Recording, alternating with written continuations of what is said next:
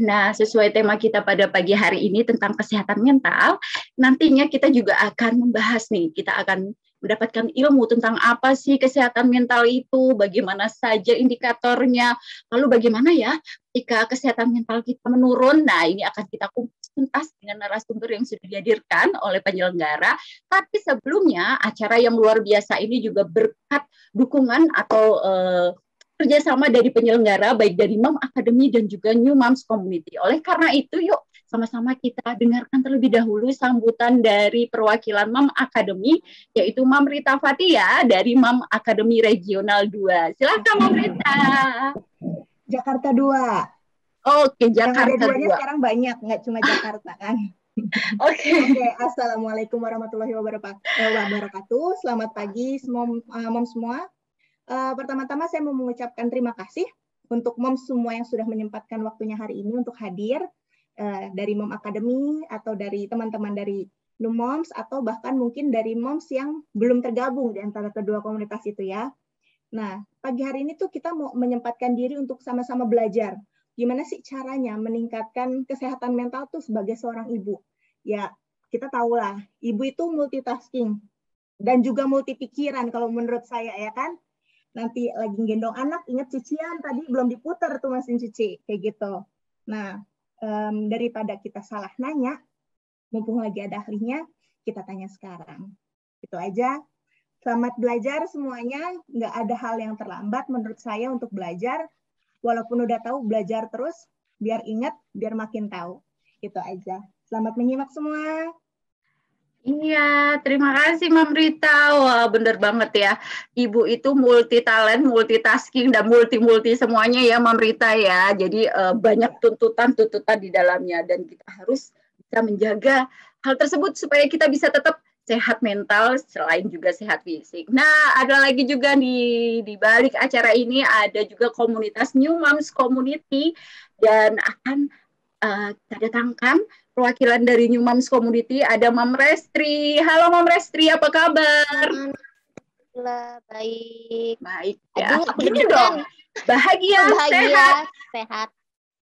Semangat, Aku deg-degan banget, pesertanya banyak, Iya, alhamdulillah ya. Silahkan Mam Resti. Ya, Assalamualaikum warahmatullahi wabarakatuh. Salam sejahtera, Om Swastiastu, salam kebajikan. Ya, pada kesempatan yang baik kita panjatkan puji, syukur kehadirat Allah Subhanahu wa taala, Tuhan yang Maha Esa, telah memberikan nikmat dan hidayahnya kepada kita sehingga kita bisa kumpul nih. Walaupun masih online nggak apa-apa ya Moms, tetap harus disyukuri. Masih dikasih nafas, masih dikasih hidup, masih dikasih kesempatan kumpul dengan keluarga. Sebelumnya perkenalkan, nama saya Restri.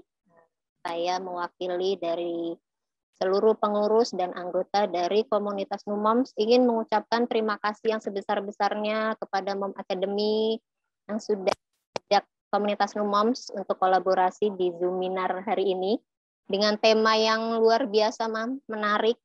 Saya yakin sih ya banyak di luar sana moms yang butuh banget nih pengetahuan tentang bagaimana memelihara, meningkatkan kesehatan mental seorang ibu.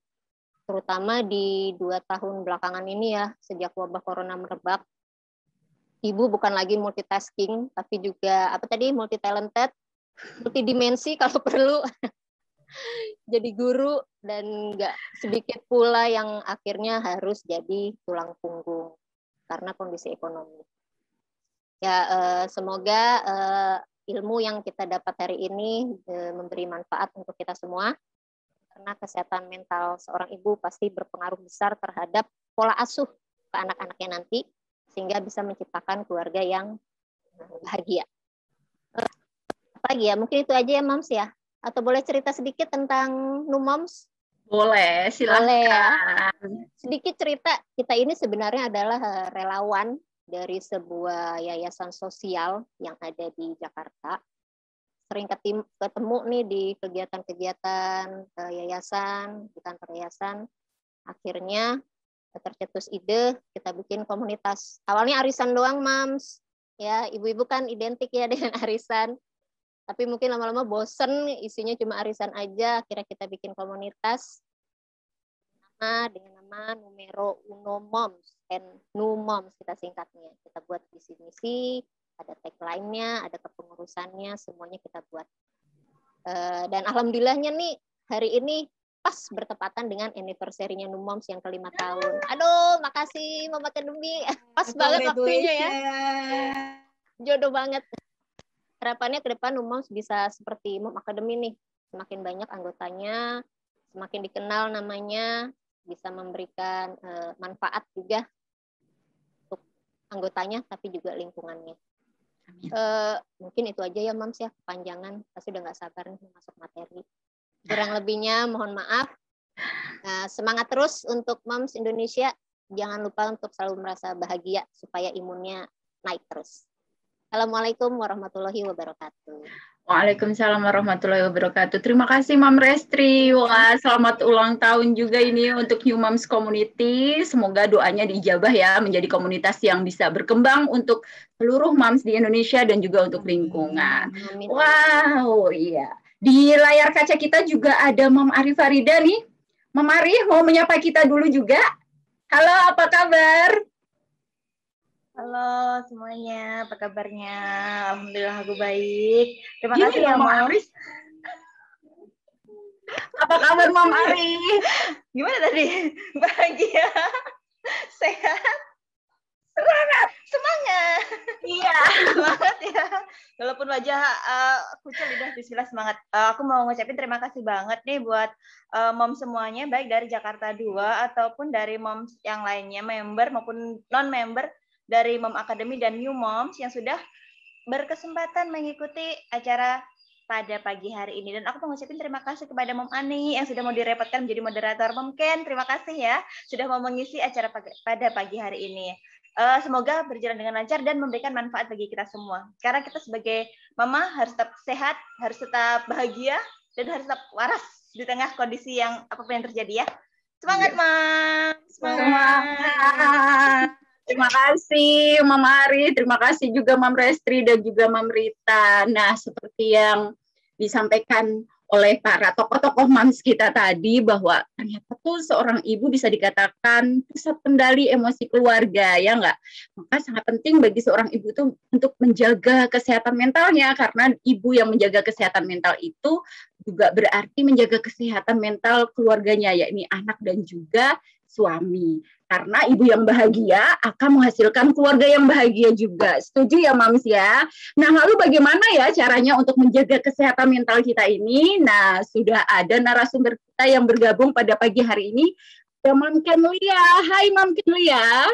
Halo semua. Hai Mam Ken. Apa kabar Mam Ken? Kabarnya apa tadi? Bahagia, sehat, semangat. Ya. Mam Ken Lia, terima kasih sudah bergabung ya pada pagi hari ini untuk berbagi ilmu. Tapi sebelum kita mulai pemaparan materinya, saya ingin sedikit menginfokan kepada Mam semua bahwa Mam Ken Lia ini adalah seorang asesor psikologi ya, dan juga praktisi parenting dan personal counselor. Beliau juga adalah trainer Islamic Sex Education. Betul ya Mam ya? Ya. Iya, oke. Tanpa berlama-lama lagi, pasti semua moms di sini sudah penasaran, pengen tahu gimana ya menjaga kesehatan mental seorang ibu. Silakan Mam Ken Lia untuk mempresentasikan materinya. Ya, Moms semuanya selamat menikmati ilmu yang luar biasa ini. Ya, sini saya akan share ya. Selamat datang untuk seluruh moms di sini. Ini kayaknya baru pertama kali udah langsung ada yang bertanya ya di kolom chat ya. Kita belum masuk materinya ya. Kita membahas apa, kita dengarkan terlebih dahulu biar lebih paham yang dimaksud dengan menjaga kesehatan mental ya. Memang tema kesehatan mental itu sangat luas sebenarnya ya. Saya secara pribadi tidak bisa menjabarkan kesehatan mental itu dalam satu kesempatan seperti ini ya, sharing seperti ini. Jadi paling saya hanya membahas dari sisi emosional. Di sini judulnya itu tolong saya agak sedikit spotlight kan ya kepada mam semua bahwa kita harus please calm down, kita harus tenang, kita harus relax dulu juga ya terhadap situasi yang kita hadapi saat ini, entah itu dalam pandemi atau new normal, dan itu akan terus kita jalani sebagai seorang moms. Nah, di sini apa sih yang akan saya bahas ya? Di sini sebagian besar itu mungkin sudah moms di sini semua mungkin udah ada mendapat literasi atau melihat video atau menonton webinar terkait ini. Saya mungkin hanya mencoba menggabungkan atau memberikan informasi yang barangkali dibutuhkan oleh moms saat ini. Mulai dari parental burnout-nya seperti apa, kemudian emosi itu apa ya, dan bagaimana mengelola emosi kita, kemudian apa sih stres itu, kemudian juga bagaimana mengelola stres, termasuk yang terpenting adalah mendampingi anak kita. Nah, saya akan masuk ke yang pertama di sini, parental burnout ya. Di sini mungkin pada moms sekalian mungkin pernah mendengar apa sih parental burnout itu. Sebenarnya secara garis besar, parental burnout itu lebih pada jenuh secara fisik ataupun mental kita ya. Kalau mungkin yang terekstrim bahkan dia mungkin sedikit lelah menjadi seorang orang tua. Tapi saya harap moms di sini tidak seperti itu ya, belum, atau jangan sampai. Kita di sini kenapa kita bikin acara seperti ini, tujuannya supaya kita bisa menjaga agar kita tetap waras mungkin ya, supaya kita tidak sampai mengalami burnout yang seperti dimaksud dalam definisi tersebut ya. Kenapa sih bisa terjadi kejenuhan itu? Memang karena adanya ketidakseimbangan antara tuntutan ataupun faktor pendukung dalam kita menjalankan peran kita sebagai seorang orang tua. Cuma berdasarkan penelitian itu memang yang paling banyak mengalami parental burnout lebih kepada bapak-bapak. Karena kita ketahui sendiri perempuan itu sebenarnya diberikan keistimewaan lebih ya dari Tuhan gitu, bahwa kita akan lebih strong atau lebih survive dalam menghadapi semua entah itu stressful gitu ya ataupun tuntutan lain yang memang difitrahkan. Kenapa demikian kita difitrahkan seperti itu? Karena memang kita sebagai seorang ibu punya misi, yaitu sebagai wadah pendidik anak-anak kita. Nah, di sini jadi maaf di sini harus semangat ya, semangat dalam artian berarti ini Tuhan sudah memberikan kita fitrah bahwa kita bisa melewati ini semua.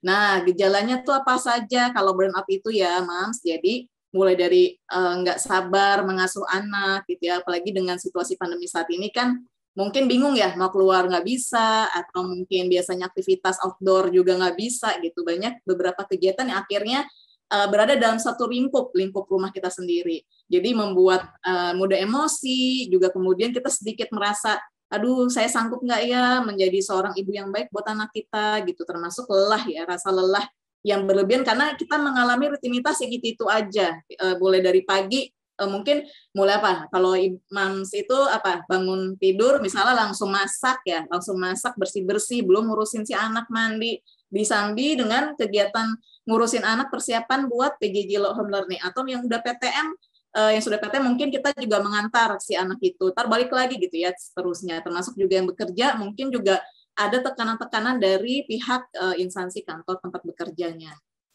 Kemudian di sini saya juga pengen mengajak kepada moms semua. Kira-kira nih dari judul tadi menjaga kesehatan mental tadi dan dikaitkan dengan kelelahan kita sebagai seorang ibu, saya minta di sini ada moms yang mungkin bersedia untuk share story atau share pengalaman dia terkait ini, ada nggak kira-kira di sini? Wow. Ada mungkin Mama Nik. Nah, nanti bisa dapat hadiah ya Mama Nik ya? Kalau misalnya bisa sharing ya. Nah, belum udah ada hadiah yang mau dibagikan. Oke, satu logam mulia ya, Mom Kenlia ya. Betul. Luar biasa. Siapa boleh dari moms di sini yang sudah raise hand? Oke. Boleh dibuka kameranya ya. Syaratnya itu tadi ya. Mam Putri Bernia yang pertama tadi. Boleh dibuka Mam Putri kalau sudah siap? Wah, banyak sekali. Ya, banyak yang ingin curhat atau kita pilih satu aja ya. Saya pengen tahu sebenarnya kenyataan yang terjadi seperti apa sih di alami semua gitu ya. Oke. Boleh nih, Mam Ken. Pilih ya, siapa kira-kira. Itu Mam Putri kayaknya udah ya, sudah. Silakan Mam Putri. Halo Mam Putri. Halo, Mam. Iya, apa kabar Mam Putri? Oh, maaf, Mam, ini lagi riwuh, soalnya punya 2 anak. Oke. Silakan. Terus sharing pengalaman. Aduh, riwuh deh. Makanya nggak bisa di itu tadi. Oh iya, ngomongin tentang masalah kewarasan yang bener-bener lagi stres nih, Mam. Yang pertama, kalau misalnya kita, kan aku punya 2 anak nih. Yang pertama tuh kan mulai lagi.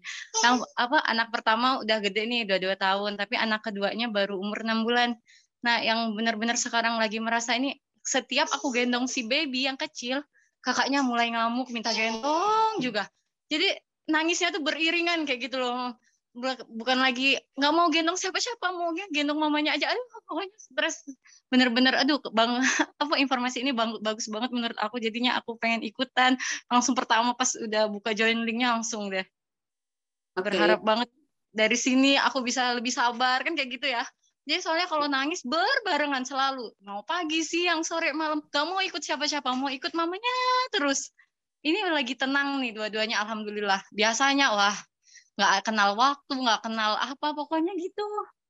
Iya, Oke, baik Mam Putri, nanti kita tampung dulu ya sharingnya. Jadi memang mungkin itu pengalaman Mam Putri itu dialami hampir sebagian besar Mam di sini ya. Entah yang anaknya baru satu atau mungkin anaknya lebih dari satu ya, maka kadang saya juga salut ya sama Mams yang memiliki banyak anak tapi bisa tetap waras. Itu sudah prestasi tersendiri ya sebenarnya Mams ya. Dengan adanya banyak anak itu memang tuntutan tanggung jawabnya lebih besar. Mam Putri bisa di mute kembali, mohon maaf. Ya. Oke. Saya masih ada yang lain nih, Mam Ken? Kita pilih satu aja karena waktunya terbatas. Kita minta yang tercepat aja tadi ya. Oke, Mam yang lain jangan kecewa ya. Masih jawab juga ya. Ya, masih bisa jawab dan juga mungkin nanti bisa konsultasi lewat ID dari Mam Ken ya, boleh. Ya. Oke, silakan dilanjut Mam Ken. Oke, jadi tadi memang ada banyak faktor ya yang menyebabkan seorang moms itu mengalami kejenuhan gitu ya, mulai dari perfect nih. Yang poin pertama yang kenapa saya taruh di paling atas adalah perfeksionis. Kadang memang setiap manusia itu ingin ideal, ingin bisa menjadi yang terbaik gitu ya, termasuk untuk anaknya ataupun peran dia sebagai seorang ibu. Namun ternyata sifat perfeksionis yang kita miliki itu justru membuat kita lebih merasa tertekan ya. Jadi itu justru menjadi faktor paling penting yang bisa malah berdampak kepada kesehatan mental kita sendiri. Jadi di sini harus waspada ya pada tipe-tipe orang yang termasuk golongan perfeksionis. Kemudian self control di sini lebih kepada bagaimana si mom ini bisa mengelola emosinya. Kalau dia bisa mengelola emosi dengan lebih baik gitu ya, dengan tepat ekspresinya, itu tentu bisa mengurangi faktor-faktor burnout yang tadi ya. Kemudian pengetahuan. Nah, di sini saya salut atau memberikan apresiasi kepada moms yang berusaha belajar dari banyak webinar ya, entah lewat Dr. Aisyah ya, mungkin banyak, ataupun parenting motivator dan lain-lain gitu. Itu memang pengetahuan yang harus kita miliki. Zaman dulu, kebetulan saya mungkin generasi agak lama ya, Mam Amit ya. Zaman saya itu belum ada yang namanya parenting kecuali Bu Eli Risman gitu. Dan Bu Eli Risman zaman dulu kan saat sekarang mungkin online sudah bisa dilihat di mana-mana ya aksesnya. Tapi kalau zaman dulu itu kita buat mendapat kayak pelatihan atau training terhadap beliau itu masih sulit kecuali kita sekolah di tempatnya beliau misalnya. Nah, jadi di sini Mam semua saya apresiasi karena sudah berusaha untuk memperbaiki atau meningkatkan pengetahuan terkait dengan pola pengasuhan atau bagaimana menjadi seorang Mam dan juga menjaga kesehatan mentalnya ya. Jadi kita berikan apresiasi.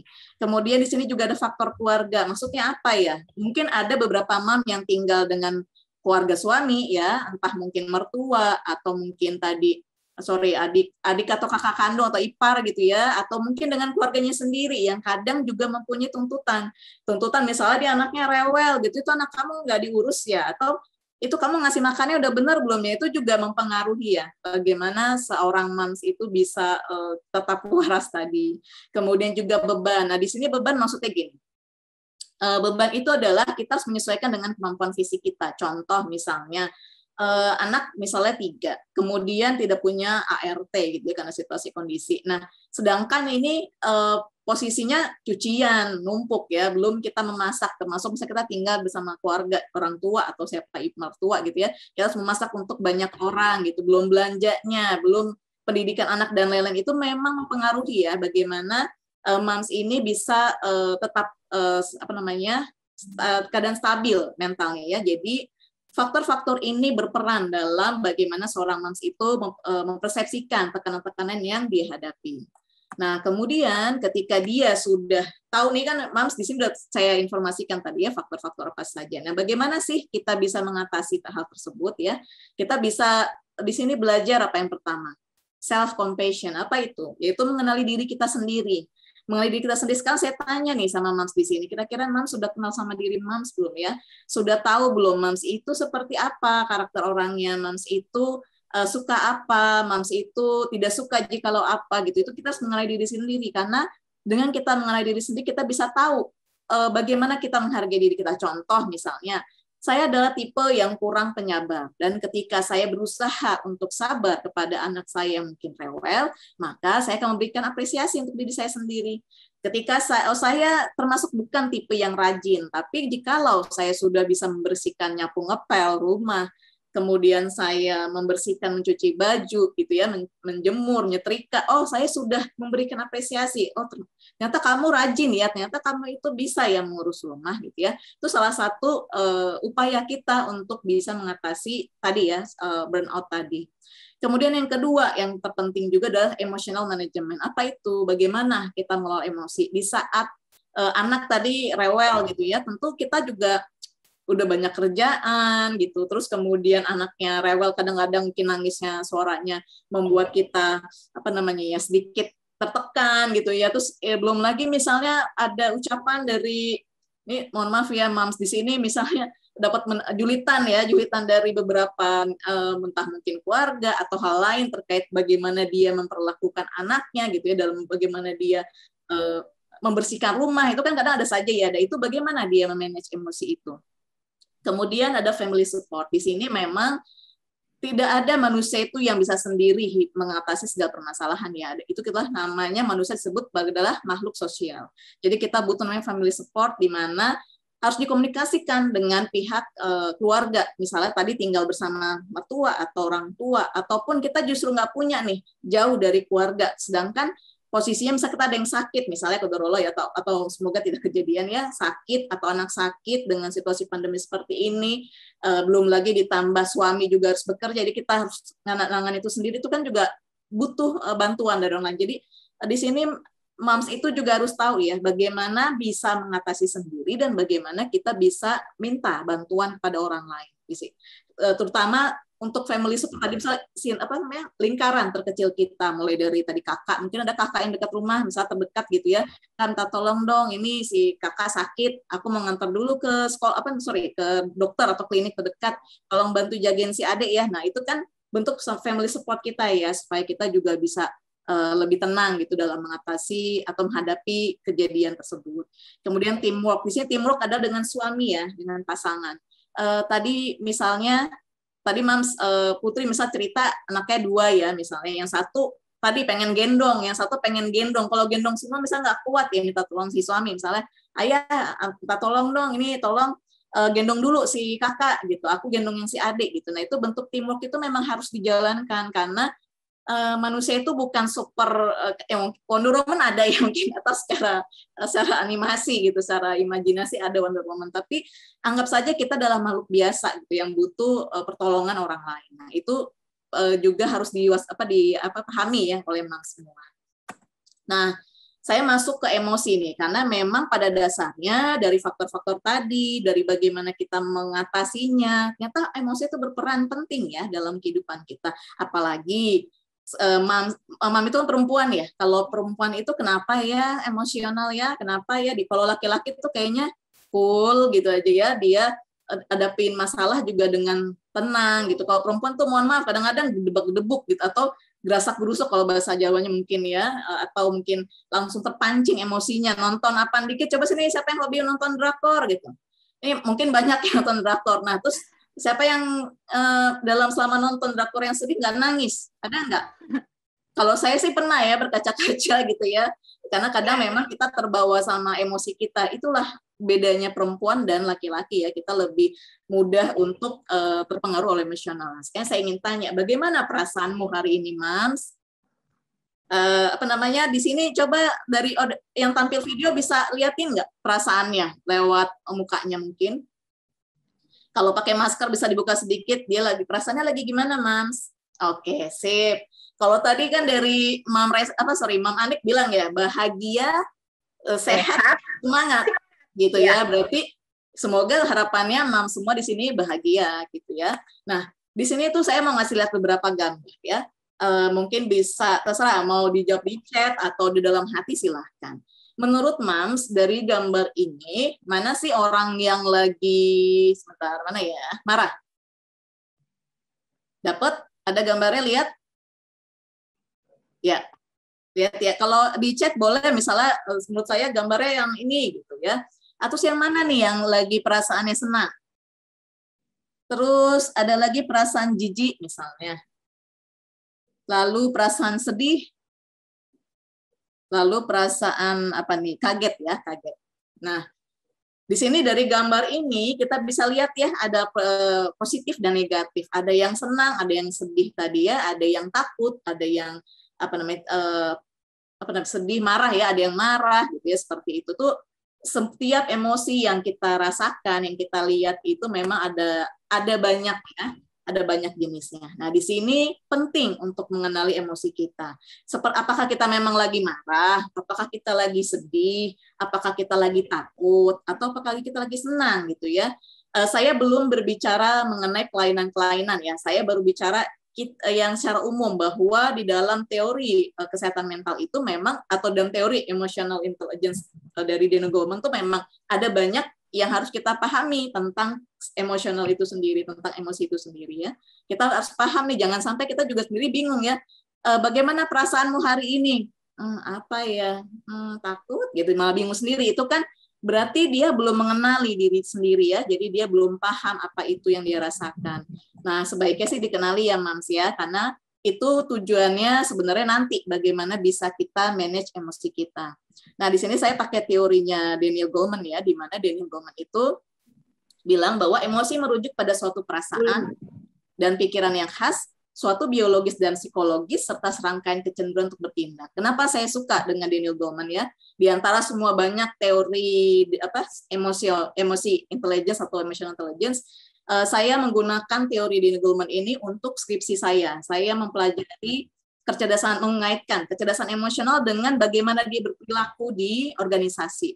Ternyata hasilnya, Mams, ya saya informasikan, hasilnya adalah ketika seseorang bisa memanage emosi dengan baik, itu dia bisa manage waktu juga loh. Saya ambil sampelnya itu adalah para aktivis di kampus ya, zaman saya dulu.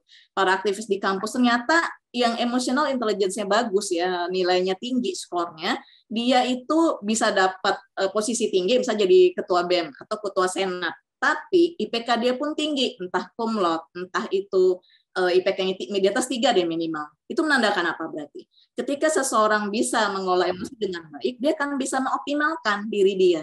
Karena tadi merujuk pada suatu perasaan dan pikiran, jadi dia bisa memanage itu. Begitupun ketika kita menjadi seorang moms ya, dihadapi suatu situasi yang memancing emosi kita, memancing perasaan kita, perasaan negatif, perasaan yang kurang nyaman. Nah, itu kita harus bisa manage supaya kita bisa memunculkan perilaku yang sesuai kepada anak-anak kita. Kemudian di sini, sorry bentar. Ya, di sini di dalam teorinya, ternyata emotional intelligence itu ada berbagai tahapan, di mana tahapannya itu bagaimana mempersepsikan emosi itu ya. Jadi kalau masih punya bayi gitu ya, kan suka main ciluk bak misalnya ya, ciluk bak gitu ya. Nah, ajari juga ekspresi muka, misalnya senang gitu ya, terus sedih gitu, takut gitu, diajari supaya si anak itu juga bisa mengenali apa sih yang dilihat olehnya gitu ya, bisa dari kita ya, karena nanti akan juga dia pelajari. Ketika si anak itu senang, dia juga akan tersenyum ketika anak itu, walaupun punya refleks-refleks sendiri ya, terkait dengan saraf otaknya juga ya.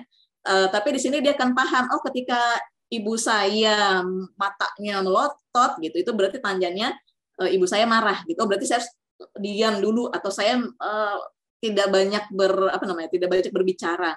Itu adalah bentuk yang tidak dipelajari secara pengetahuan atau secara pendidikan formal. Itu adalah bentuk dari interaksi dengan banyak orang atau dengan orang lain. Terus dari si persepsi itu kita persepsikan, kita harus paham, oh kalau saya sedih, saya menangis tandanya saya sedih. Kalau saya marah, maka mata saya akan melotot. Itu bentuk pemahaman emosi dia. Dan ketika itu dia kaitkan di dalam otaknya nih, facilitating thought using emotions, itu dia paham nih, oke, ketika ibu saya lagi melotot, saya harus melakukan apa gitu ya, ke managing emotion sebelah kiri. Jadi bentuk tahapan-tahapan dari Daniel Goleman ini menceritakan bahwa emosi itu tidak hanya hal sepele atau hal dasar gitu, tapi kompleks. Ada pernah dengar nggak? Dia IQ-nya tinggi, tapi emotional intelligence-nya atau EQ-nya rendah gitu ya. Itu ternyata berperan di dalam dia bekerja, di dalam dia berinteraksi sosial. Nah, tahapan-tahapan ini mungkin ada yang terlewat. Jadi di skripsi saya itu membahas bahwa ketika ada dari salah satu sampel itu ternyata dia skornya rendah, bisa jadi ada tahapan yang dia miss dan itu dia bisa pelajari gitu ya. Pada dasarnya kita bisa mempelajari hal itu. Intinya manusia itu terdiri dari 4 poin ya, ada kognisi yang berperan, ada emosinya, juga ada fisiknya sehingga menghasilkan suatu tindakan. Jadi kalau emosinya lagi kenapa-kenapa, tindakannya seperti apa? Kognisinya dia lagi mikirin, bisa contoh ya, ibu mams ini lagi pusing, mohon maaf, mikirin bayar SPP gimana ya nih, misalnya bayar apa yang uang, bentuknya uang, kan berpikir ya, aduh gimana ya, uangnya nggak cukup segala macam, pasti ngaruh nggak ke tindakan? Pasti ngaruh ya, kadang-kadang orang nanya apa, aduh apa sih gitu ya, gitu nggak sih? Ya kalau saya kadang-kadang kalau lagi kerjaan yang lagi banyak sih kadang-kadang gitu ya, itu mungkin namanya kita manusia, saya sama-sama belajar sama mam semua di sini, memang mengendalikan emosi bukannya langsung instan ya, langsung brek abis ikut pelatihan ini brek kita langsung cerdas emosional, enggak ya, itu harus dipelajari, yang kita latih. Makanya menjadi orang tua itu adalah proses panjang, proses kehidupan yang paling panjang malah ya, karena di situ kita mulai dari melahirkan si anak, membesarkan sampai dia dewasa, sampai dia punya cucu, kita punya cucu gitu ya, itu suatu hal yang harus kita pelajari dan kita jangan bosan untuk pelajari itu. Pada dasarnya memang antara pikiran dan emosi itu berpengaruh ya, dari pikiran pengaruh emosi, sebaliknya nih emosi pengaruh pikiran. Tadi misalnya ngebahas habis nonton drakor misalnya, habis nonton drakor terus ditanyain temen, besok mau makan apa misalnya ya, ada gitu nggak ngaruh nggak tuh kadang-kadang mamsnya. Oh iya ya, jadi keingetnya si jajangmyeon apa sih, saya nggak hafal ya nama makanan Korea atau tteokbokki atau apa. Itu kadang-kadang padahal kan sebenarnya anak-anak nggak bisa makan yang Korea pedas gitu ya. Nah itu kadang-kadang memang terbawa emosi karena kita habis nonton drakor gitu. Jadi itu memang pengaruhi ya satu sama lain. Nggak apa kalau saya bahas drakor ya, kayaknya soalnya Mama Academy itu banyak ini ya influencer buat view ya, saya perhatikan. Jadi kalau teman-teman di sini yang pada suka nonton drakor ya join deh Mama Academy ya, karena kadang dapat nontonnya, dapat hadiahnya pun dapat ya gitu. Nah di sini dampak emosi. Nah sekarang saya mau bahas nih kenapa sih emosi itu diturunkan atau kita memiliki emosi itu kenapa ya di dalam tubuh manusia. Ternyata memang punya manfaat gitu ya, tidak hanya negatif tapi punya ya ada positifnya pasti ya. Pertama kalau di jangka pendek, kalau emosi itu berperannya untuk adaptif. Jadi ini kita kalau punya emosi kita bisa peka nih. Oh iya ya, orang kita bisa belajar deh. Kita lagi guru ya, lagi sekolah gitu. Oh ya guru saya datang masuk ruangan, mukanya jutek gitu. Ini mau ulangan nih. Berarti kita harus gimana gitu kan? Bentuknya kita berarti jangan harus diem aja. Jangan kalau kita banyak nanya, Bu ini saya belum ini Bu, pasti si itunya makin marah ya si salah gurunya gitu. Nah itu bentuk adaptif. Atau kita di keluarga lah ya, di mertua saya lagi kelihatannya kok abis keluar kamar gimana gitu ya, diem aja gitu. Kita baik diem sampai mertua kita cerita dia punya masalah apa gitu. Kalau misalnya kita ngomong apa ntar emosi adanya ya, mungkin karena dia lagi punya masalah gitu. Nah jangka pendek lainnya itu dalam bentuk misalnya nih ada sini mungkin mamsnya pada strong ya. Misalnya ada kita diikutin sama orang ya. Kita kan punya insting, kayaknya nih ada orang jahat yang ngikutin. Nah, bentuk emosi ketakutan itu justru punya manfaat supaya kita tuh jadi adrenalin kita tuh bergerak sehingga kita bisa action. Kalau yang belajar taekwondo bisa menjalankan taekwondonya, kalau enggak ya freeze, diem aja atau kita lari gitu ya. Nah, itu bentuk antisipasi kita terhadap suatu keadaan yang menuntut kita untuk bertingkah laku cepat, bertindak cepat. Nah, sedangkan sisi negatifnya kadang kalau dampak emosi negatif ini terus ada dalam tubuh kita, jangka panjangnya bisa menimbulkan stres. Nah, siapa di sini yang yang stres? Jangan ada yang nunjuk tangan. Saya berharapnya jangan ada yang stres soalnya ya. Karena memang apa sih ya? Terus bagaimana nih, Mams, untuk bisa regulasi emosi itu? Jadi memang emosi diregulasi bukan berarti kita diam, kita cool kayak kulkas, bukan. Tapi lebih kepada bagaimana kita mengontrol, tapi kita ekspresikannya dengan baik. Jadi kita bisa menanggapi ya. Misalnya suami kita nih mukanya lagi suntuk lah pulang dari kantor. Terus masa kita jadi yang marah-marah, kan enggak ya? Justru kita harus mengalah, kita lembut-lembutin gitu ya. Ayah kenapa mukanya kok seperti itu gitu ya, ada masalah apa gitu, ini bunda bikinin apa, itu bentuk, itu ekspresi yang tepat gitu ya, supaya si tadinya negatif di dalam suaminya tuh ada emosi negatif, dia lagi agak tenang dan akhirnya bisa netral kembali. Nah itu bentuk regulasi emosi yang tepat. Nah kemudian kenapa Mams itu perlu ya mengelola emosi gitu, ternyata nggak hanya ke suami ataupun ke lingkungan sekitar, terutama adalah ke anak. Satu, jadi kalau kita bisa mengelola emosi dengan baik, perilaku anak bisa kita atasi juga gitu. Karena kenapa? Anak itu selalu mencontoh apa yang dilihat, dan paling sering itu mencontoh siapa berarti? Bundanya atau ibunya gitu ya. Jadi di sini Mams berperan penting terhadap karakter anak. Jadi mengurangi risiko perilaku anak, mengurangi kekerasan pada anak. Saya harap sepertinya sih Mams sekarang sudah tidak ada ya yang berperilaku kasar ya. Karena saya punya pengalaman waktu saya kecil, punya tetangga cukup kasar gitu, dan itu membuat traumatis di masa mendatang buat si anak gitu. Sampai sekarang mohon maaf dia masih belum mau menikah gitu ya, karena mungkin trauma terhadap perilaku dari orang tuanya dulu gitu. Itu dampaknya memang sangat panjang.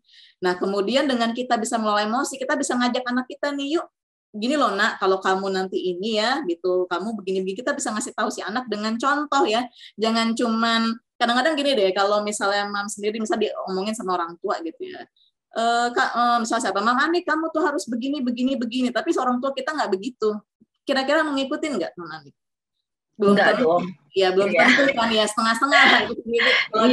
Kalau lagi ada malaikat, ngakuin, kalau lagi ada malaikat itu cek aja. Nah, tapi kalau kita melihat orang tua kita habis diapain sama orang, oh dia lebih tenang gitu, nggak langsung main kasar apa gitu, bisa bapak kita atau gimana, kita jadi mencontoh si orang tua kita. Dan Mams itu kan tadi ya kuncinya, ketika Mams bahagia itu mempengaruhi emosi keluarganya nih. Benar, kalau zaman sekarang film apa ya, kalau zaman dulu ada namanya Keluarga Sembiring apa ya, ibunya ini nih galak banget gitu ya. Jadi di dalam ceritanya itu dia punya 5 anak, pokoknya banyak anak deh, karena ibunya galak nih. Jadi anaknya tuh pada banyak yang gerutu-gerutu gitu ya, setiap ada pertemuan keluarga itu jadi pada jadi rame gitu. Tapi kalau ibunya nggak ada, misalnya di pasar atau di arisan, ya tenang gitu si anak-anak ini gitu. Jadi kadang memang mempengaruhi ya emosi. Yang senyum berarti teringat masa pengalaman sendiri ya. Saya tahu cerita itu, Mam Ken. Ya kemudian kalau kita perlu, kenapa kita juga perlu mengelola emosi supaya kita lebih tenang. Kita kalau lebih tenang itu mengatasi masalah apapun itu kita bisa, yakin saja, Mam. Kemudian di sini, nah dampak negatif tadi ya, saya mungkin tidak akan panjang kali lebar. Intinya pasti anak akan mencontoh perilaku kita, gitu ya. Jadi kalau bisa, Mam saya di sini harus belajar. Nah cara yang dilakukan pertama apa? Kenali, sadari apa yang dirasakan. Tadi kita belajar, kalau zaman dulu kan kita, saya nggak tahu zaman saya ya, saya bilang zaman saya aja. Zaman saya itu belum seperti sekarang yang banyak literasi mengenai parenting, mengenai bagaimana sih emotional intelligence itu belum ada. Jadi kita belajar otodidak. Nah sekarang nih Mams yang sudah lebih smart ya, yang lebih update terhadap pengetahuan, ini diterapin buat keluarganya, karena nanti itu berpengaruh buat bagaimana si anak kita ke anaknya lagi. Jadi ajarin nih anak kita untuk mengenali kita dulu, dimulai dari kita dulu ya. Kita mengenali apa yang kita rasakan, kita menyadari juga apa yang kita rasakan, dan tadi poinnya menerima perasaan tersebut. Banyak yang bilang kan laki-laki nggak boleh nangis gitu ya. Padahal sebenarnya emang berarti si laki-laki harus jadi kayak kulkas gitu, nggak punya perasaan, ya enggak ya. Malah ketika laki-laki nggak punya perasaan itu bisa terjadi KDRT ke si keluarganya. Itu bisa jadi dia gampang emosional, marah-marah ke teman-temannya ketika dipicu hal kecil gitu ya. Harusnya anak siapapun gitu itu sama, manusia itu sebenarnya fitrahnya sama punya emosi. Jadi harus belajar menerima. Cuman mungkin diajarin misalnya misalnya laki-laki gitu ya, wajar nak, kalau kamu itu nangis kan sakit ya, jatuh misalnya, nggak apa-apa, kamu nangis tapi sebentar ya, kan bentar lagi mau main, jadi dialihkan dengan kegiatan lainnya gitu ya, jangan terus bukannya tadi kan nggak boleh nangis, laki-laki itu nggak boleh nangis, papa nggak mau lihat kamu nangis, nah itu malah dia jadi merasa oh gue nggak boleh sedih, oh gue nggak boleh, jadi memakai topeng dan nanti ada apa namanya, ibaratnya kalau di psikologis tuh ada kayak dari dalam diri dia yang ntar memuncak suatu saat tanpa disadari. Nah, itu yang harus dihindari ya. Kemudian kelola pikiran. Kelola pikiran di situ kita lebih fokus terhadap tadi kita lagi sedih, kita lagi marah habis nonton drakor. Nah, ini kita mau jemput anak nih. Nah, itu kita netralin diri dulu nih. Jangan kebawa nanti si anaknya, "Bunda, tadi ini nakalin aku." Aduh, jangan ya, harusnya kan jangan dia kebawa begitu ya. Kita harus netral dulu nih. Oh begitu, nah emang diapain gitu, kita tenang, kita menanyakan ada masalahnya apa, coba kita lihat dari semua sudut pandang gitu ya. Nah itu tuh contoh kelola pikiran. Nah terus bagaimana sih kita harus mengatasinya? Nah di sini tuh mengatasinya banyak hal strategi gitu ya.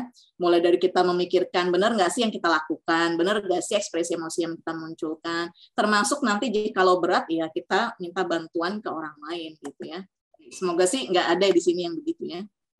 Nah di sini how to control emosi itu ya, bagaimana sih? Pertama nih, ini saya kasih gambar sengaja ya lagi gendong anak. Kadang-kadang kita suka tadi nih nggak sengaja jadi mungkin anak jadi pelampiasan ya. Kita ngomel ke anak. Nah di sini kita coba. Kadang-kadang saya ada penyesalan nggak sih habis kita ngomel-ngomel ya. Kadang-kadang saya pun juga mengalami ya. Saya juga mengalami. Saya dulu stres kerja gitu dan ternyata saya biasanya kan udah tahu tuh sekali, kayaknya saya kebawa nih, saya mandi, saya langsung bilang tunggu, Bunda mandi dulu. Nah, kita berusaha menenangkan, memikirkan lagi nih, apakah emang ini gitu kita harus marah gitu dengan dia, apakah gimana?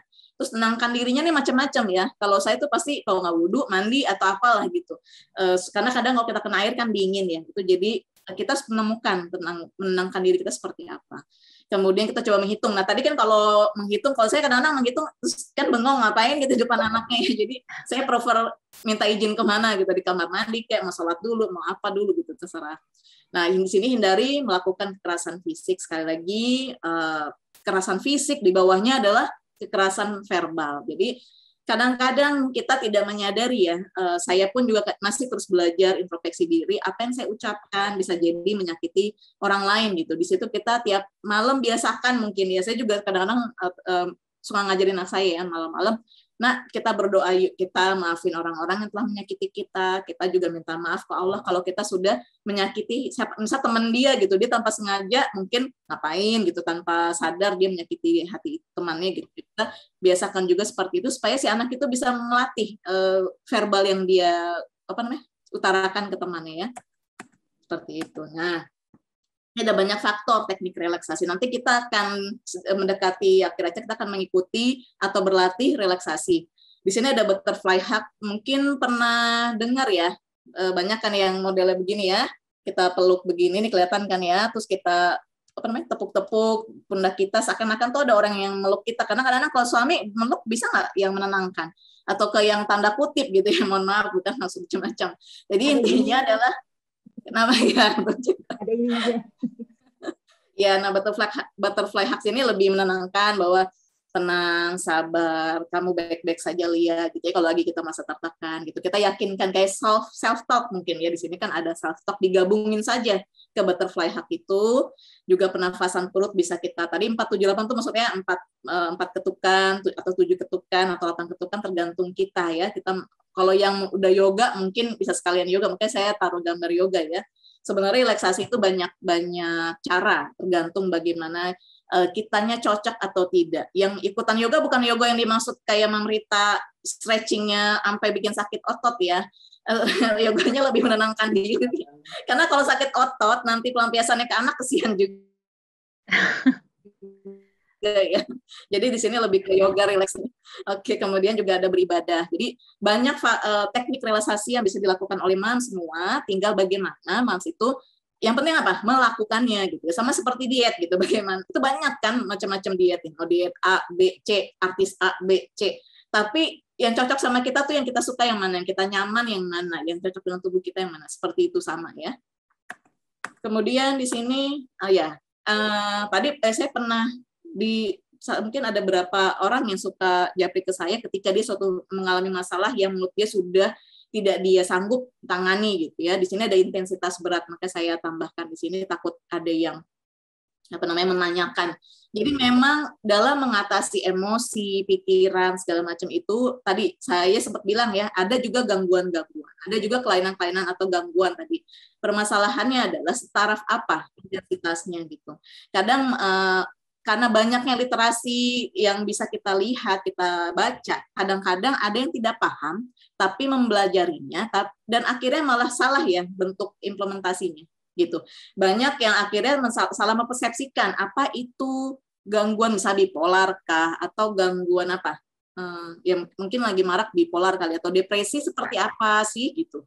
Nah itu tuh ada memang saya tidak menyarankan mamsnya itu browsing boleh, googling boleh, tapi ketika kita belum paham 100% tidak menjudge ya atau tidak menyatakan ke diri kita sendiri. Kadang-kadang ya abis baca terus gini, ini kayaknya gejala yang saya alami ya, ini jangan saya masuk bipolar nih, jangan saya masuk depresi. Psikologi. Iya, banyak yang seperti itu ya saya amati gitu. Padahal belum tentu. Itu kalau di psikologi saja kita nih, kami gitu para psikolog itu tidak boleh menjudge sebelum dilakukan alat tes gitu. Dia ada tesnya, kita gali dulu gitu loh. Bukan berarti akhirnya jadi semua yang stres itu tandanya depresi gitu. Enggak juga ya. Jadi di sini harus hati-hati mams ya. Kalau memang butuh bantuannya berat, ya profesional langsung. Entah bisa datang ke psikolog, entah psikiater, itu hampir sama ya. Nah itu langsung ke ahlinya saja, dibandingin dia baca-baca, tapi akhirnya terus dia melakukan terapi sendiri dan itu malah salah gitu. Sebenarnya itu mungkin hanya permasalahan intensitas ringan, dianggap berat gitu, jadi takutnya salah tindakan. Itu aja ya saya mau sampaikan, maka saya tuliskan di sini. Ya semoga sih nggak ada ya mas di sini. Nah saya masuk ke bagian juga yang cukup menarik yaitu stres. Di sini stres itu apa ya? Di sini banyak nggak ya mam yang stres ya? Mam Anik ngalamin stres nggak? Dong ngalamin pasti mam Ken. Ya betul, saya juga ngalamin. Jadi di sini stres adalah respon tubuh pada saat kita mempersepsi adanya tuntutan ya. Misalnya multitasking deh. Misal banyak kegiatan dalam satu waktu gitu. Pertama pagi-pagi si suami minta dibikinin ini doang, kebetulan work from office, siapin sarapan. Yang kedua si anak tuh jam 7 udah harus foto, sebelumnya kan biasa foto dulu ya, entah foto sholat, entah foto kegiatan lain sebelum PJJ gitu, atau dia foto lagi ngasih persiapan gitu, belum dia nyiapin bukunya gitu, belum tugasnya, terus kita belum bersih-bersih rumah. Itu kan dalam satu waktu banyak kegiatan yang tentu membuat respon tubuh kita itu jadinya banyak banget nih yang sanggup nggak ya, badan aku cuma satu, kepala aku cuma satu gitu. Kalau bisa dibagi-bagi badannya, satu nyapu, satu bikin sarapan, satu lagi motoin anak gitu, nggak masalah. Nah, stres itu adalah bentuk seperti itu. Berarti pada dasarnya memang kadang dialami oleh kita nih, mams. Jadi itu normal ya. Nah, di sini tuh ada tanda-tanda stres, mulai dari fisiknya seperti apa. Ini kan nggak sampai yang begini banget ya.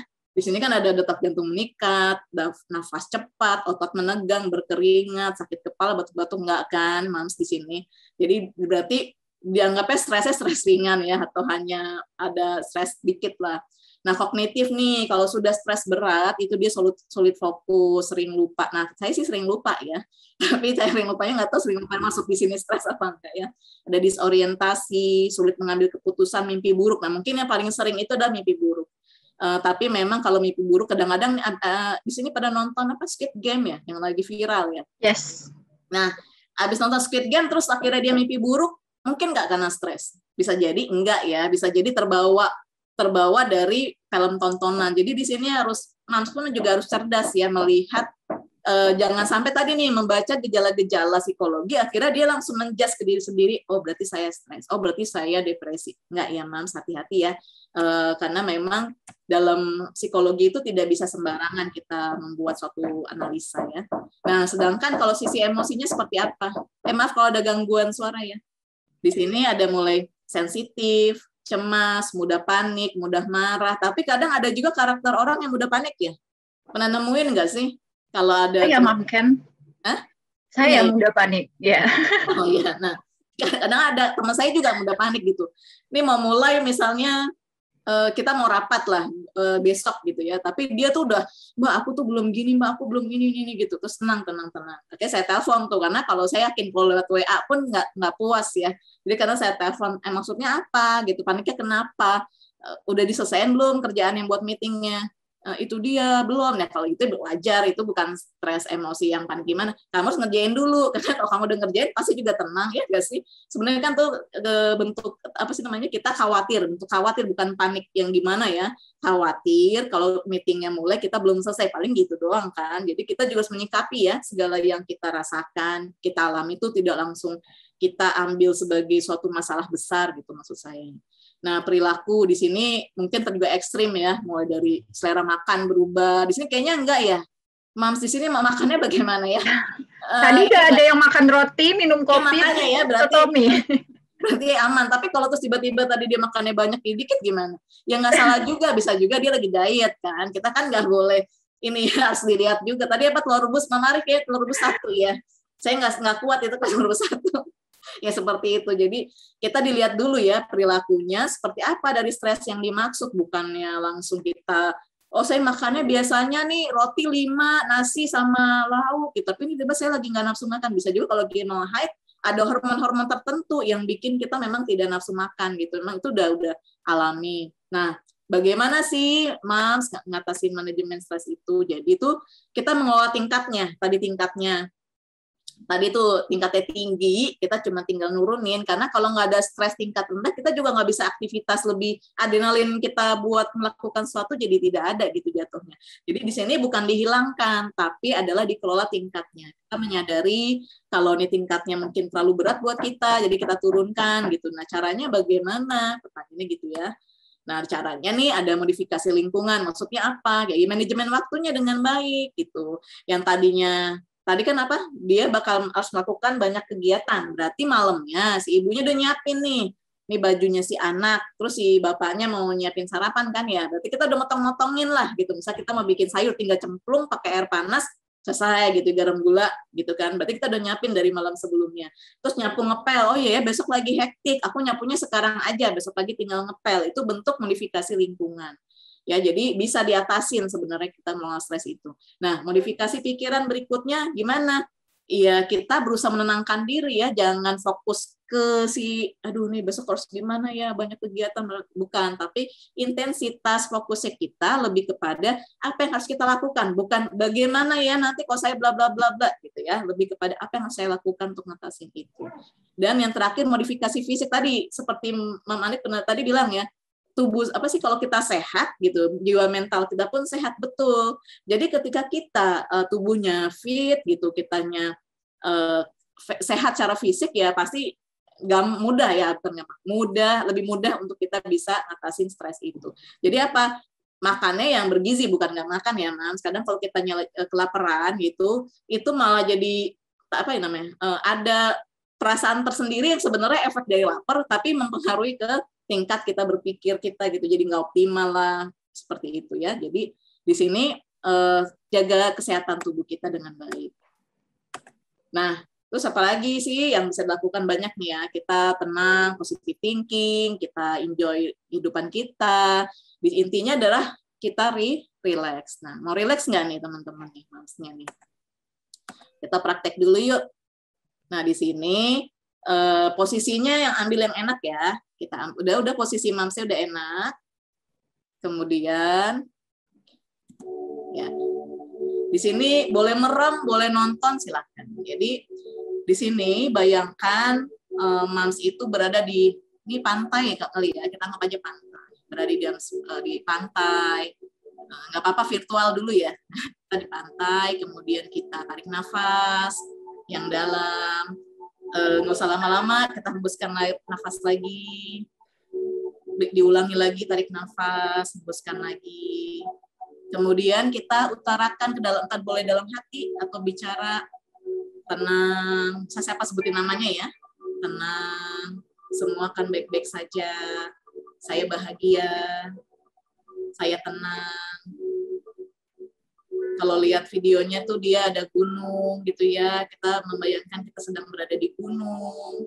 kita melihat pemandangan gitu ya, kita di sini meditasi, kita menenangkan diri kita, tarik nafas, hembuskan lagi. Kadang kalau kita mau tidur melakukan ini juga boleh ya, kita menenangkan diri kita, boleh cari lagu-lagu yang memang bisa menimbulkan relaksasi bagi kita. Ini kita dengarkan sambil tarik nafas dan hembuskan ya.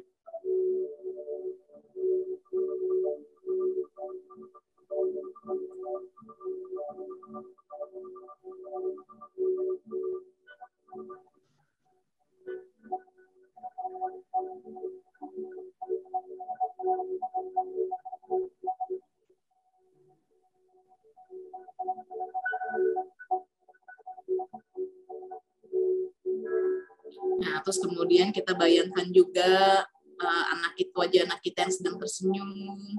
Kalau yang belum punya anak, boleh bayangkan suaminya yang sedang tersenyum. Atau mungkin yang belum berkeluarga, boleh bayangkan orang tuanya lagi tersenyum, sedang bercengkrama, gitu dengan kita berbicara bahagia, gitu ya. Kita merasa hidup kita nyaman, kita merasa hidup kita tenang. Ucapkan dalam hati kita bahwa hidup ini bahagia, kita pun bahagia.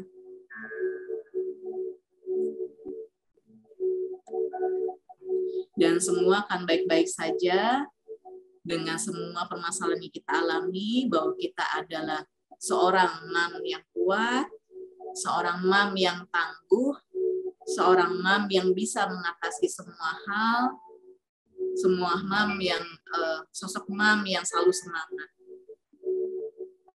Jangan lupa kita berdoa juga ya, minta agar kita selalu dimudahkan dalam segala urusan kita.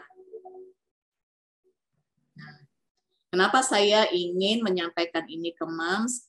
Berarti kadang kita bisa melakukan ini sendiri ya, di rumah, di kantor, misalnya di kantor, misalnya, tapi jangan kantor lagi banyak orang, mungkin ya, ntar ditanya, lu ngapain diem aja gitu kan. Jadi ambillah ya ruang tersendiri, kita menenangkan diri kita ketika kita mengalami suatu emosi yang tidak nyaman, yang negatif gitu. Nah, itu kita bisa melakukannya sendiri. Kenapa saya minta tadi sebelum masuk ke sini? Karena kita akan membahas bagaimana kalau kita mendampingi anak kita. Apa sih? Tadi kan udah tahu ya dampak-dampak negatifnya kalau kita tidak bisa mengelola emosi kita dengan baik gitu ya. Nah, mendampingi itu seperti apa gitu. Jadi memang seorang mam itu berperan asah, asih, asuh. Gitu. Zaman dulu sering dengar ya. Zaman saya sekolah, nggak tahu zaman yang mam sekarang ya. Jadi di sini asahnya itu dalam bentuk apa? Dalam bentuk kemampuan si anak nih. Mams itu tidak hanya peduli dengan diri sendiri, pastikan juga bagaimana si anak itu bisa kita kembangkan, kita didik ya. Jadi kita amati nih kondisi saat ini. Saat ini tuh dia bagaimana sih, kita kenali dia gitu ya. Terus kemudian kita juga, kalau misalnya Mams sekarang kayak udah pinter-pinter ya, kalau saya amatin deh. Dia banyak Mams itu yang sekarang tuh belajar ingin tahu ilmu tumbuh kembang ya, tumbuh kembang anak gitu di usia sekarang, dia harus ngapain gitu ya, memberikan stimulasi apa. Di YouTube pun juga mungkin banyak ya yang sudah membuat program konten-konten terkait itu gitu. Jadi di sini kita berusaha mengenali anak, posisi saat ini seperti apa, dan apa yang harus dicapai pada tahap itu berdasarkan ilmunya gitu. Tapi ada tapinya nih, kita kurangi ekspektasi. Jangan bandingkan anak kita dengan yang lain. Karena pada dasarnya tiap anak itu berbeda, sama seperti Mams deh. Mam Anik sama saya juga pasti berbeda gitu ya. Mungkin Mams Anik lebih ceria gitu, mungkin saya biasa aja gitu. Nah, hal itu pasti berbeda, kakak adik aja berbeda, apalagi juga orang lain. Nah, di sini Mams jangan bandingin nih anak tetangga sama anaknya Mams gitu. Yang satu sudah bisa bicara, yang satu belum gitu ya. Itu bisa juga menjadi salah satu tadi ya tuntutan gitu. Tapi padahal itu harusnya sih tidak menjadi gitu, selama di dalam ilmu dia. Masih kayak contoh deh berat badan ya. Berat badan itu kan ada range-nya. Nah, Mams yang kadang-kadang nih suka yang misal dia range-nya tuh anaknya tuh di bawah nih gitu ya, di bawah normal, tapi maksudnya masih range normal tapi berada di bawah, dia kan jadi nanti anakku gizi buruk segala macam gitu ya. Padahal selama dia masih di taraf normal ya nggak masalah gitu loh. Kecuali memang di bawah, pasti kan dokternya juga akan menyarankan Bu, nih bisa anaknya di terapi, bukan terapi ya, diberikan vitamin atau pola makan yang begini. Jadi tidak akhirnya membandingkan sama teman bawah sebelahnya gitu atau siapapun lah yang dia kenal, itu yang polanya di atas gitu. Jangan disamakan ya, manusia antara anak yang satu dengan anak yang lain berbeda, sama seperti diri kita tidak mau dibanding-bandingkan dengan orang lain. Kemudian ASIH itu apa? Lebih ke bagaimana sih tadi kan data perkembangan dia ya, salah seperti apa, kebutuhannya dia nih apa nih, apakah tadi mulai dari asupan makanan, pendidikannya gitu ya, dia diikutkan atau kita latih sensori motoriknya gitu. Nah itu tuh kebutuhan-kebutuhan itu kita penuhi. Kalau misalnya waktu nggak cukup misalnya, mohon maaf ya, jangan diberikan gadget gitu. Sebaiknya, apalagi yang mungkin anak-anak dini ya. Kenapa? Karena sebaiknya ketika memang sensori motorik itu ya kasih aja mainan, misalnya apa ya, saya contoh nih, saya lagi ada vitamin nih misalnya ya kasih aja deh, dia suruh coba nak bisa nggak buka botolnya, ini kan botol ini kan bentuk sensori motorik juga ya, motorik halus ya. Nah cuman hal sepele gini tapi anaknya sudah berlatih, ini termasuk berlatih ya Mam ya. Jadi bukan yang sensori motoriknya harus yang latih mainan mahal-mahal. Kalau memang situasi kondisi tidak memungkinkan, ya gunakan saja yang ada gitu. Selama itu memang menggunakan motorik, insya Allah itu bisa membantu. Tingkatkan imun di masa new normal saat ini, memang imun itu penting ya. Nah, terkait yang terakhir dan paling penting adalah asuh. Asuh di sini meningkatkan quality time. Jadi kalau kita nonton drakor, Mams, kalau bisa sih anaknya jangan dicuekin ya Mams ya, karena asik nonton Vincenzo misalnya ya. Terus, ini ganteng banget ya gitu ya. Terus akhirnya si anaknya bunda kita ngapain, terus kitanya tunggu lagi ganteng nih. Jangan ya Mams, kesian ya. Jadi harus ada quality time kalau memang kita nonton di saat memang dia sudah selesai gitu, entah lagi tidur atau lagi apa, supaya anaknya tidak merasa dicuekin gitu sama kita. Nah terus apalagi sih di dalam kita mendampingi anak, ternyata komunikasi itu adalah yang paling penting ya.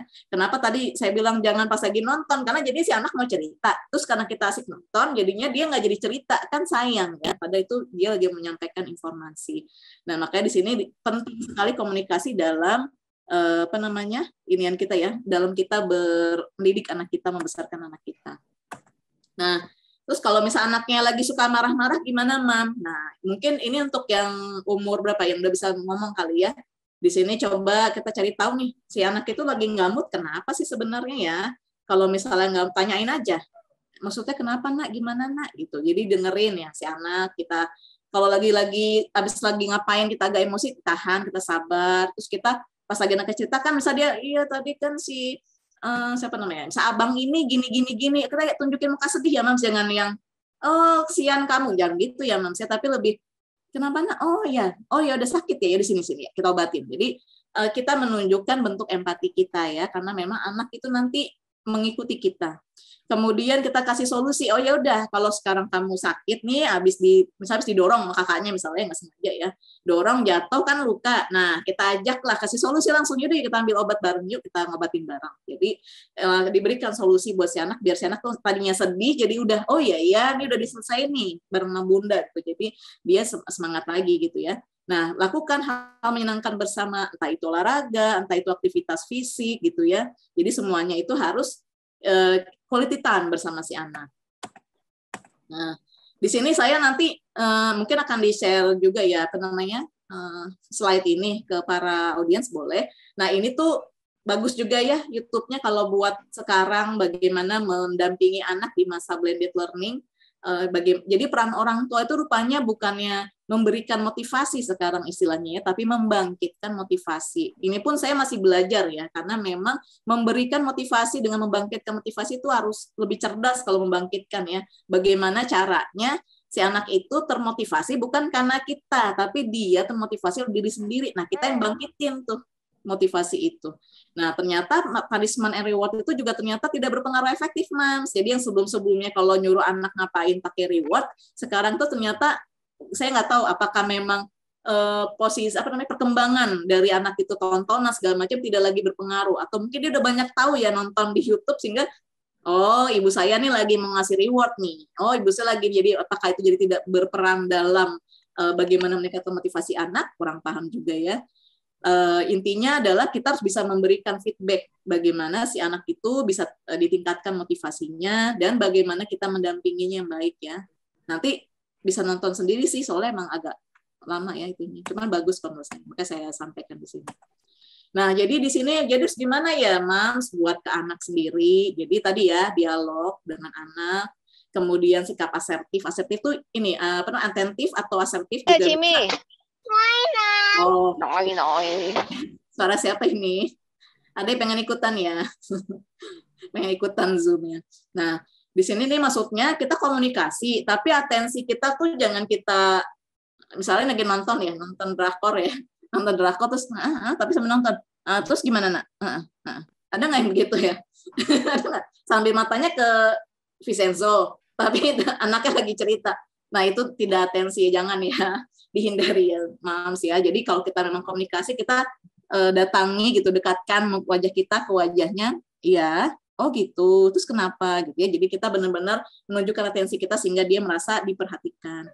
Nah, kita juga mengelola emosi kita nih. Sehingga ketika dia berinteraksi dengan orang lain, dia pun jadi bisa belajar ya bagaimana ininya. Nah, termasuk menghargai pesan anak. Jadi itu anak kadang-kadang kan kalau pesan maksudnya gini ya, pesannya tuh tidak tereksplisit. Jadi misalnya dia pengen minta dibeliin apa?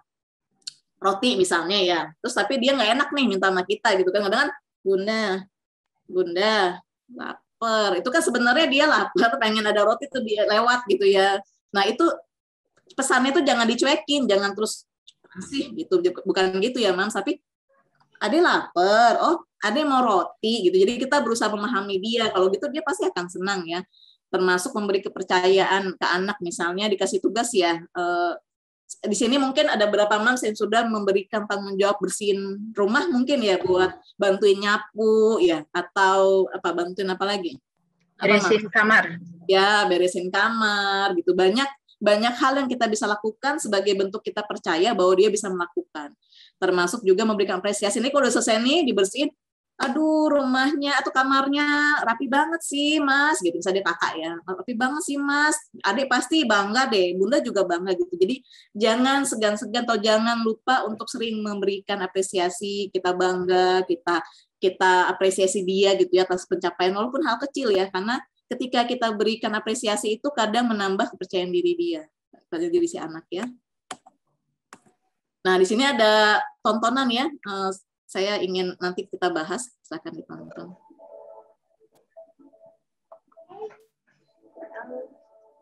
Halo. Hi, how are you? Good. Okay, tell me more about her. Right, how did you? So I'm going to ask you a simple series of questions, but my face will be blurred. Yeah. She want to be a teacher.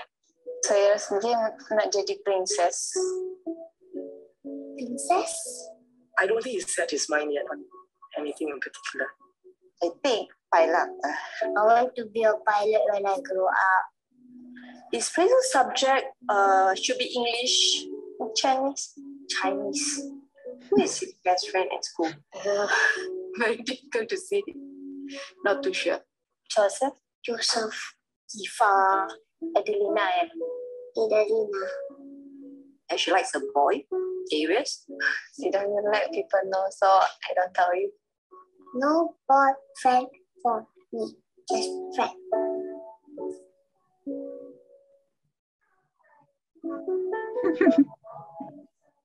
Mengandung bawang ya. Yes, she won't wake up, but she'll scream and cry. O cari saya, but dia ketakutan, mimpinya seram. I will tell my auntie to sleep beside me when I have nightmares.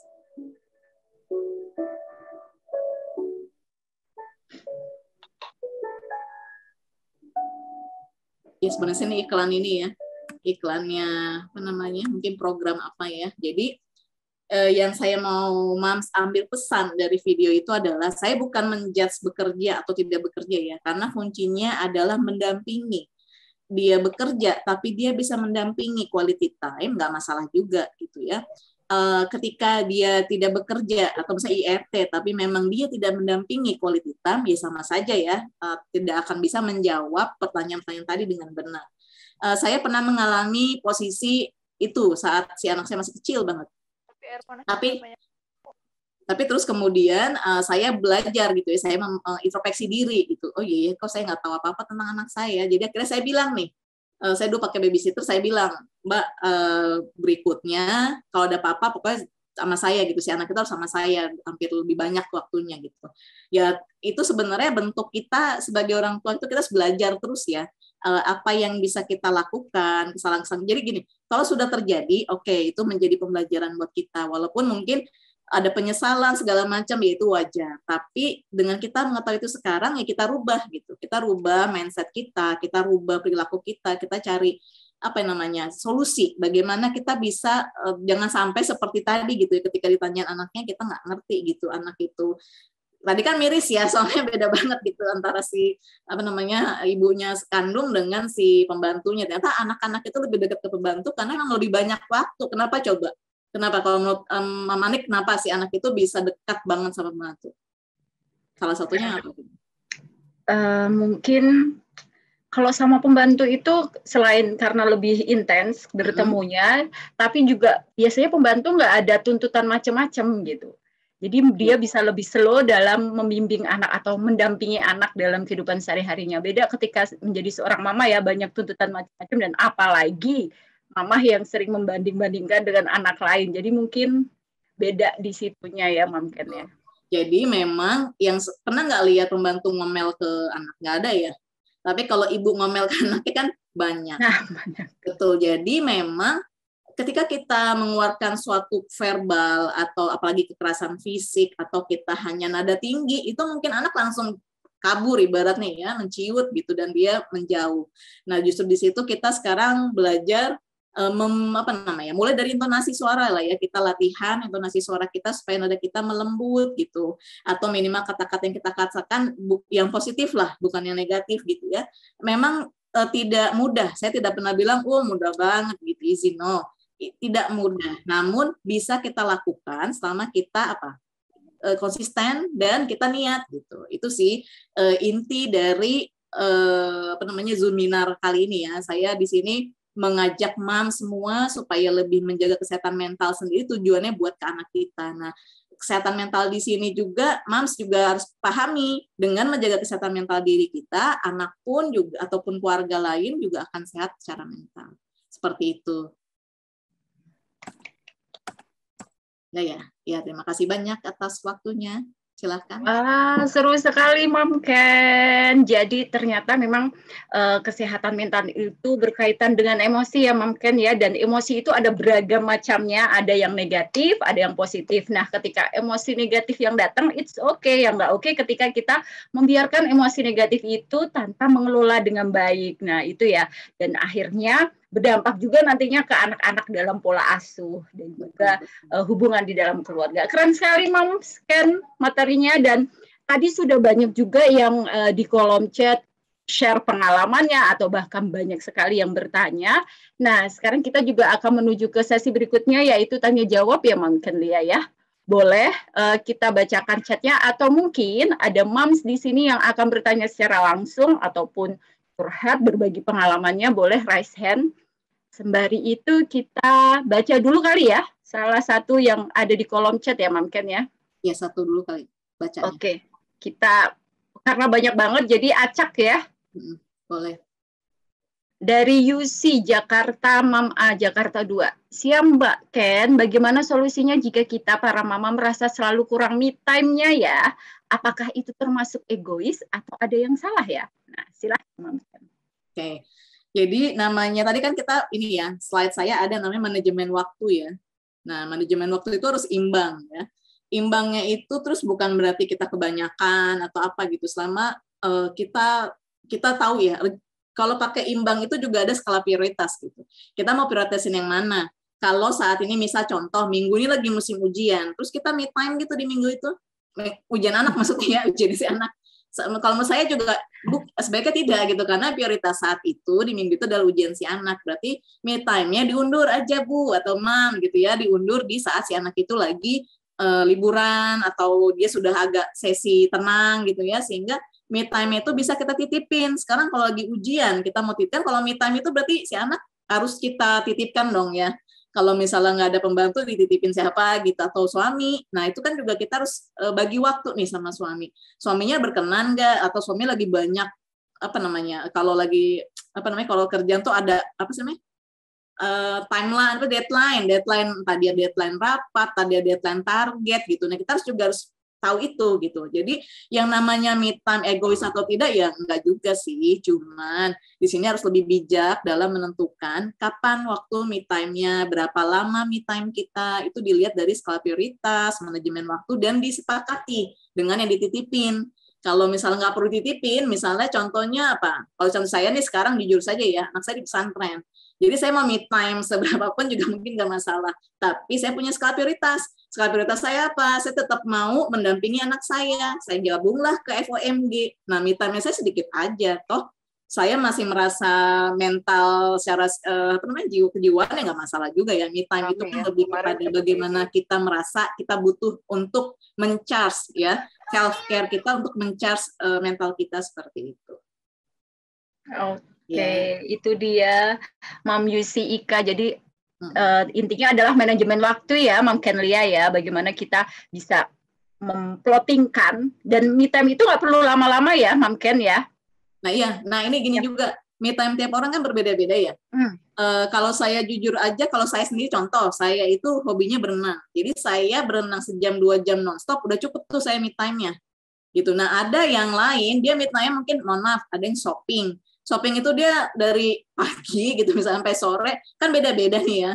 Nah itu tolong dilihat juga dengan situasi kondisi sekarang gitu, dengan new normal kayak gini ya. Jangan sampai si me time kita ternyata kayak kemarin sempat ada yang ramai kan ya, anaknya ditinggal di luar mall nggak sih? Baca nggak sih? Anaknya ditinggal di luar mall karena si ibunya pengen masuk, anak nggak boleh masuk mall.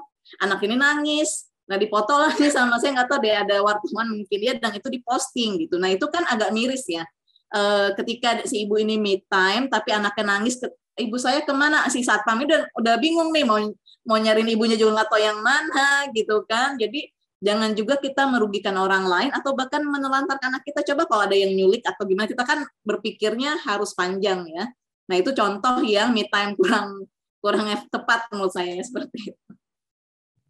Oke, sudah ada 3 penanya nih yang udah siap, sepertinya Mam Putih Tivasari. Siska duluan kayaknya duluan deh.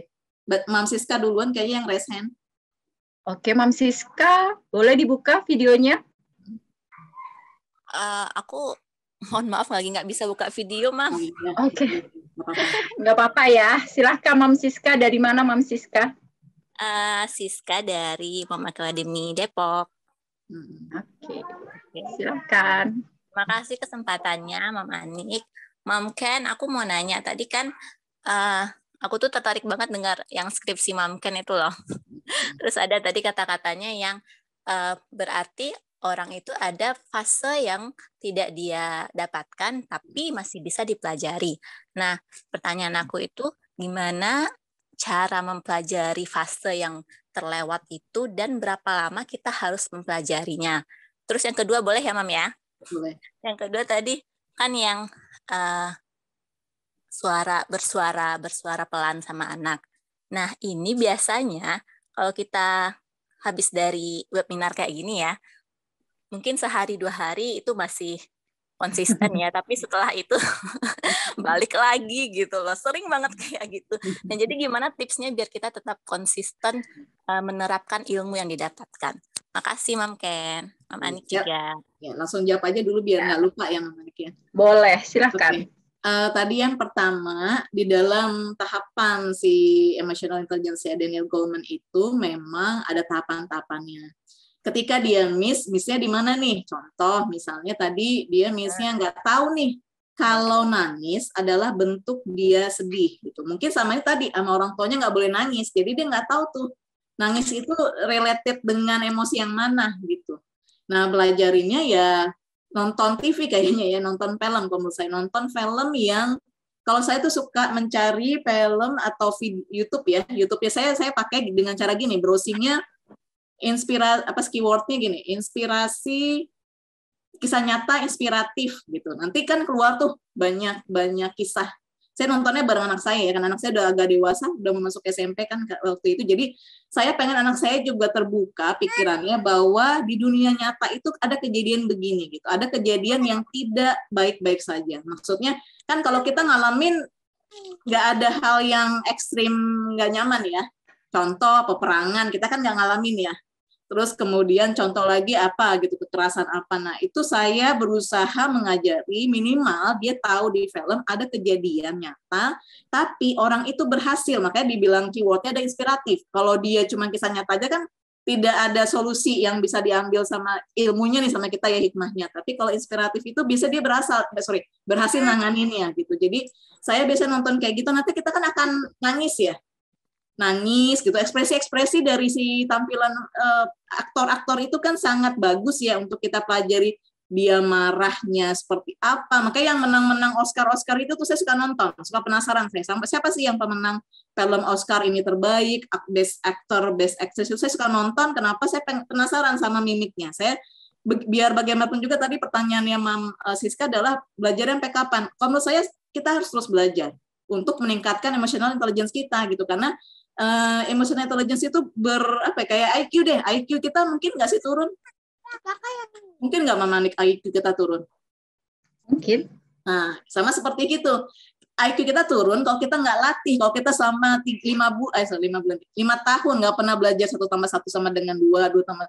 Kita pas lagi dites kan mikirnya lama ya nggak sih gitu. Nah itu sama seperti itu. Kita latihan aja terus, Mam Siska ya. Latihan terus. Tadi kalau saya mengajari ataupun saya ke diri saya sendiri, saya suka nonton film-film yang mendapat penghargaan buat ngelihat mimiknya, bagaimana orang itu berperilaku, dan ketika dia inspiratif berarti dia bisa menangani emosi-emosi negatif dia sehingga dia memunculkan ekspresi dan tingkah laku seperti apa. Itu yang saya suka ambil hikmahnya gitu ya sebagai pelajaran hidup saya, dan itu bagian dari emotional intelligence. Nah, anak saya ajak itu termasuk karena dia sudah tadi kan udah usia dewasa, kalau masih kecil ya jangan ya. Nah, ketika dia sudah belajar itu harapannya dia juga paham lihat juga nih, oh iya ya ternyata ada ya Bunda, iya Nak, ini kisah nyata misalnya 100 tahun yang lalu. Nah, kita kaitin nih, kalau misalnya ada yang mau kaitin sama agama silahkan, ada yang mau kaitin sama ilmu hidup lain silahkan. Nah, di situ tuh timing quality time kita ya dengan si anak, jadi dengan macam-macam, mau dongeng mau apa itu hampir sama. Terus tadi pertanyaan yang kedua apa tadi? Oh ya, istiqomah atau bertahan konsisten ya. Yang namanya semangat itu kan nggak ada yang bisa menjanjikan ya. Contoh kalau di sini ada yang bekerja ya, terus diikutin training, emang bakal bertahan tuh ini kan nggak juga ya gitu. Kalau ada yang bekerja mungkin pernah ngalamin dikasih pendidikan, training untuk sales yang benar gitu, atau apa gitu. Belum tentu sales kita langsung ya memang sih awal-awal semangat langsung gerut gitu ya mencapai target, tapi 5 tahun, 6 tahun segala macam itu belum tentu. Ya memang harus kitanya sadari dulu tadi nih, Mam Siska, kita sadari dulu diri kita itu tipe yang seperti apa gitu. Kalau saya ingin bertahan seperti itu, saya udah punya nih, misalnya kalau saya sendiri entah bikin diary atau saya biasanya rutin muhasabah, atau kalau di Islam tuh muhasabah, kalau umumnya mungkin introspeksi diri gitu, apa yang sudah saya capai dan apa yang belum saya capai dan apa yang harus saya konsistenkan gitu. Jadi kita kadang-kadang berusaha mengingat-ingat nih, minggu ini saya sama anak saya kasar kapan ya, atau kadang-kadang saya suka yang dulu saya pernah kasar atau nggak sengaja nih kita emosinya lagi kelepas gitu, saya suka tanamin ke saya. Jadi kalau lagi mau emosi saya langsung ingat, astagfirullahaladzim dulu kan pernah, nggak boleh kayak gitu lagi. Terus ya udah itu saya wudhu atau saya mandi dulu atau saya ngapain deh. Emang harus kitanya yang lebih berusaha untuk bisa, yang tahu cuma Mam Siska, terhadap Mam Siska bagaimana bisa itu biar bertahan. Karena ketika belajar deh, contoh Mam Siska misalnya lagi mau ujian, gimana caranya supaya Mam Siska nggak lupa sama pelajaran? Kan cuma Mam Siska yang tahu ya cara belajarnya. Kalau saya sistem SKS misalnya, sistem kebut semalam, tapi saya harus happy. Nah kalau saya happy pas lagi belajar itu saya baca kadang masih inget tuh sampai setahunan gitu misalnya. Itu tuh contoh ya, contoh-contoh yang tahu cuman Mam Siska sendiri. Tapi saran saya bikin tadi evaluasi berkala ya, introspeksi diri tadi. Nah, kita udah lewat belum? Kalau bisa juga bikin list lah, misalnya saya tuh dream saya atau goal saya menjadi ibu yang baik, 1 emosi menjaga intonasi, 2 tidak memarahi anak gitu. Ada beberapa goals yang kita bisa bikin ya supaya kita bisa lebih termotivasi mendidik anak kita seperti itu. Itu aja Mama Nik. Oke, terima kasih. Ada tambahan mungkin Mam Siska yang mau ditanyakan? Kalau tidak ada, kita berlanjut lagi. Oke, sama-sama Mam Siska. Ada Mam Putih ya? Kita ke Mam Putih dulu atau ke chat? Mam Putih, yang raise hand dulu aja kali ya. Oke. Mam Putih, silahkan. Oke, Assalamualaikum. Waalaikumsalam. Mam semua. Waalaikumsalam. Ya, ini saya mau menanyakan gimana kalau mengelola emosi jiwa nih buat anak-anak saya yang sudah besar dan sudah remaja gitu. Dan kadang-kadang tuh juga agak susah gitu untuk pendapat dan kebiasaan mereka itu kadang-kadang bertentangan dengan kemauan kita juga. Kadang-kadang kita suruh apa gitu, Mam, ya bentar, tunggu apa gitu. Ada aja gitu alasannya. Kadang-kadang kitanya yang bikin kesel gitu. Nah, itu gimana untuk mengelola emosi jiwa kita saya nih terutama gitu, karena anak saya sudah lewat fase anak usia dini dan itu sudah terlewati gitu. Jadi ini fasenya anak saya tuh sudah remaja menginjak dewasa gitu. Begitu saja cukup, Mam. Oke. Saya langsung jawab ya, menghemat waktu. Memang namanya fase remaja itu fase paling unik ya. Kita pun pernah melewatinya gitu. Jadi ketika Mam Putih seperti itu, coba inget-inget deh. Mam Putih begitu nggak dulu pas lagi remaja? Yang satu, oh enggak gitu. Oke. Bagi Mam Putih nggak begitu, bagi orang tuanya begitu nggak? Nah, di sini kita introspeksi. Kalau saya kembali lagi ya, segala satu kita kembalikan ke diri kita gitu. Kita introspeksi diri dulu. Bisa jadi anaknya begitu karena kita mungkin sempat lalai gitu ya dalam mendidik dia di masa dia kecil gitu. Jadi di sini moms yang pada baru punya baby yang masih di bawah 2 tahun gitu, mumpung ada ilmu ini diterapin gitu ya. Karena kadang berasanya baru nanti gitu. Berasanya itu saat nanti. Nah, ketika sudah terlewati tadi Mam Putih, saya biasanya gini, menurut Mam Putih, kira-kira dia begitu tandanya dia mendengarkan Mam Putih apa enggak? Enggak mau, dia lagi asik dengan berarti dia enggak, ya, berarti dia tidak mendengarkan Mam Putih ya. Nah, caranya biar didengerin gimana? Apakah teriak? Enggak dong, ya. Berarti kita harus cari cara gimana caranya didengar sama anak kita. Nah, anak kita sukanya apa? Anaknya sukanya apa? Sekarang lagi sukanya pada main games kayak gitu, terus asik di depan komputernya kayak gitu. Oke. Nah, memang itu masalah umat ya, masalah umat saat ini ya. Dalam artian tuh nggak hanya Mam Putih yang ngalamin gitu, hampir banyak sekali keluhan orang tua terkait itu. Saya sempat mengalami itu kemarin dan saya mengatasinya dengan begini. Tapi nggak, ya maksudnya anak saya masih termasuk yang bisa dibilangin gitu ya. Jadi kalau saya pas lagi dia main, kita kan berikan waktu ya khusus untuk main, khusus untuk belajar gitu. Ada pembatasan waktu di mana dia di depan gadget sekian gitu ya. Walaupun saya belum seketat seperti yang teman-teman saya yang lain ya. Nah, ketika dia bermain game, kalau sudah remaja sebaiknya memposisikan sebagai teman. Jadi kita ikutin. Kalau saya suka nonton di belakang dia ya, nonton game dia. Terus kadang nanti saya bahasnya game-nya dulu gitu misalnya. Nah itu kan dia suka main apa ya? Dengan Roblox ya. Rocket League itu Free Fire kayak gitu, suka mabar. Oke, saya kan nggak tahu permainannya itu. Nggak, misal saya permainan si anak saya misal terkait dengan Rocket League misalnya ya, itu terkait mobil tuh, mobil balap-balapan. Jadi saya suka nanya, itu mobil balap-balapan itu kalau loncat ke sana dia gol itu masuknya apa ya? Gitu. Padahal sih saya tahu jawabannya, tapi saya coba masuk lewat gamenya dia.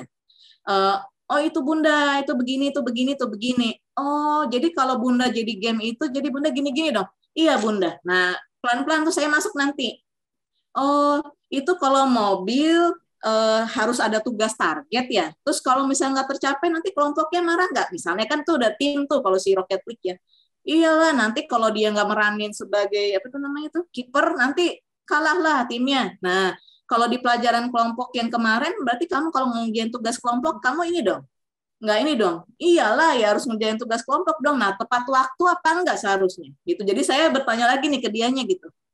Biar dianya terinsight sendiri. Oh iya tepat waktu lah kan harus dikumpulinnya barengan. Nah, berarti udah ngerjain belum? Gitu. Kalau saya suka lewat itu aja ntar, udah ngerjain belum?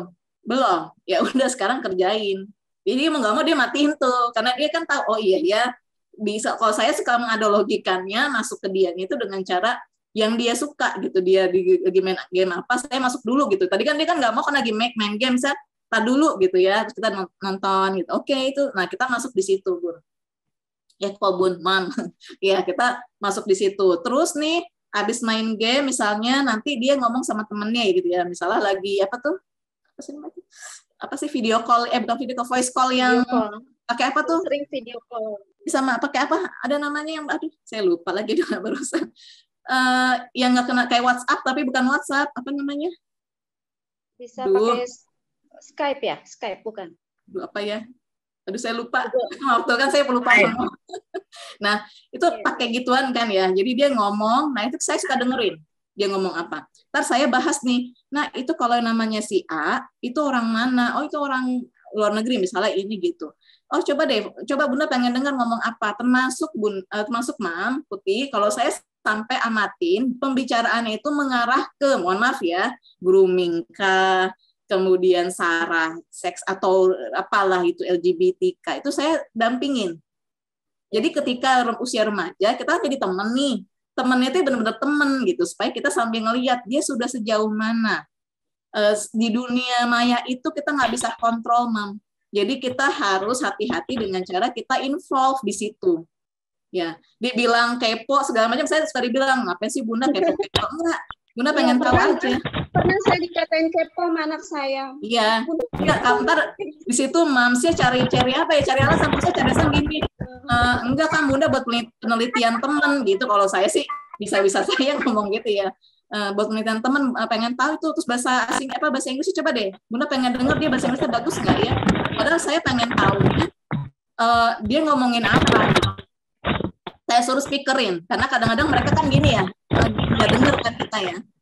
Jadinya saya suruh speakerin, saya dengerin kalau memang aman, ada kalimat-kalimat yang toksik ya, Mams ya, di dunia gaming, di dunia apa. Terus saya suruh dia keluar dari grup itu. Tadi nanya kenapa gitu. Saya bilang, itu kalau ada yang ngomong kasar, akhirnya semua pada bahasa kasar, pakai bahasa Inggris, cuman bahasa kasar shit lah, apa, ngomongin udah menjurus nih ke arah seks segala macam. Saya bilang, enggak.